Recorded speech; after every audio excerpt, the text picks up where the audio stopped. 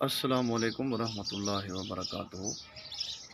میں اس وقت موجود ہوں شہنشاہ ولایت خانواد رسول حضرت پیر سید ملا قائد شاہ رحمۃ اللہ تعالی علیہ ان کے مزار پر، اور ان کے ساتھ ہی مقبرہ نواب غازی خان، جن کے نام سے یہ ڈیرہ غازی خان یہ مشہور ہے، جن کو بانی ڈیرہ غازی خان بھی کہا جاتا ہے۔ ان کی تھوڑی سی جو ہسٹری ہے، اور ان کے مزار کے ساتھ میں ابھی بیٹھا ہوا ہوں، تو وہ تھوڑی سی ہسٹری آپ کو بتاتے ہیں۔ نواب غازی خان جو ہیں یہ میرانی بلوچ قبیلہ کے حاجی خان کے بیٹے تھے۔ غازی خان نے 16ویں صدی عیسوی میں اس علاقے پر حکمرانی کی۔ آپ مغل شہنشاہ بابر کے ہم عصر تھے۔ ڈیرہ غازی خان شہر انہی کے نام سے منسوب ہے۔ یہ مقبرہ 8 پہلو ہے، جس کے اطراف میں 8 پہلو ہیں، اور جس کے اطراف میں 8 برج اس سے منسلک ہیں۔ روایت کے مطابق اس کی جو چھت ہے یہ برطانوی دور کی ہے۔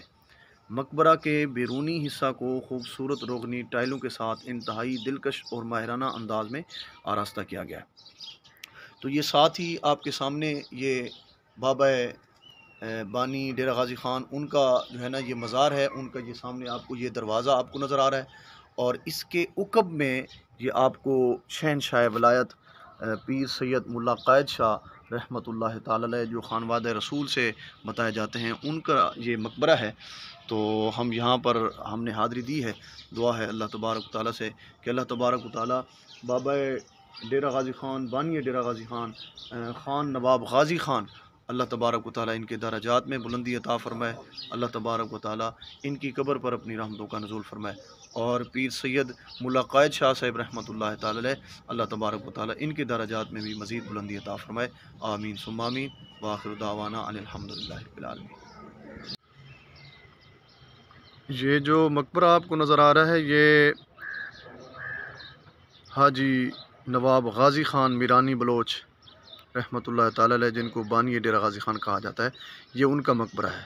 یہ ڈیرہ غازی خان شہر جو ہے انہی کے نام سے منسوب ہے۔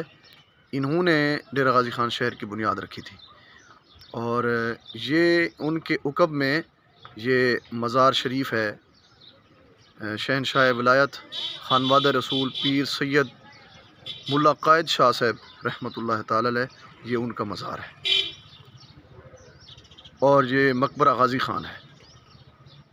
اللہ تبارک و تعالیٰ ان دونوں ہستیوں کے درجات میں بلندی عطا فرمائے۔